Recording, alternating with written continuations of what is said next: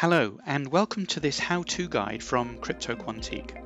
What we're going to cover in this video is the configuration of batches in your QuarkLink. But first of all, let's have a look at what a batch actually is. So here we have a collection of IoT devices. So these are devices that are going to be connected to a cloud service. We'll take one of these, in this case a pump, and let's say that this pump is going to be connected to some kind of database or maybe an MQTT broker or a cloud service such as AWS or Azure. Now this pump will have its own unique identity, and in QuarkLink arena we call this the device ID. So we have one of these pumps, and what we're going to do is we're going to manufacture lots of these pumps and we're going to connect them all to the cloud service of choice. So here we have a batch of pumps. So we have lots and lots of pumps, each has their own unique ID, and what we're going to show you how to do is configure the QuarkLink so that all these pumps can get connected to a service. So what's extra special about these batches of pumps? So in this case, a batch has a common batch name, any name you'd like to give it. It has a common security policy. So each pump is connected to the same cloud service or a database as all the other pumps. And each pump will be provided with a certificate that has a common configuration and validity date. And of course, each of these pumps has a common firmware version, which could be updated over the air by the QuarkLink. So this gives you an overall view of what a pump is in the QuarkLink world. So here we have the dashboard of a QuarkLink. This is typically displayed when you first log into your QuarkLink.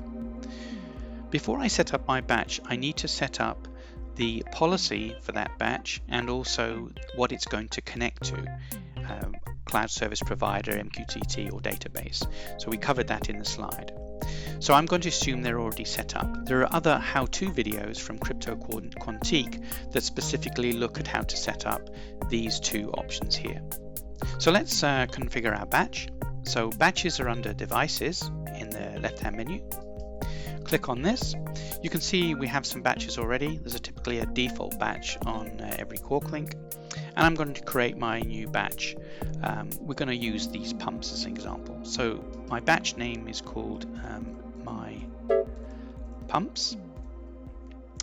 And this is free text with no spaces in here, and then I'm going to select a policy. As I said, we'll assume one has been set up, so let's connect the pumps to MQTT in this example. So I have an MQTT policy here, and then we have firmware. Now I can leave the firmware free because the pumps will already have some firmware in them in order to do the connection. Typically this option here is used for when you want to update the firmware, but at the moment we don't need any. So that's the configuration. Now I need to add all the identities of the pumps that I want to connect. So down here I click on Add Devices. Now I can either add an identity in here singly, or I can upload a file. So I'm going to upload a file. I'm going to browse for my file. I have an example batch here of device IDs. This is just a random batch of identities, and I'm going to add the file to the batch. So I can now save the batch, and you'll see now that the batch has appeared in the main batches menu. So you can see the number of devices in this particular batch. In the case of the file I've just uploaded, there are 250 pumps. So if we have a look, you can see all the identities of all the pumps in this particular batch. I've put in a location just for further information, but you'll notice that there's no expiry date or certificate because those pumps that are shown here have not been enrolled onto the QuarkLink as yet. They've not been connected. We can have a quick look at the policy if you wish.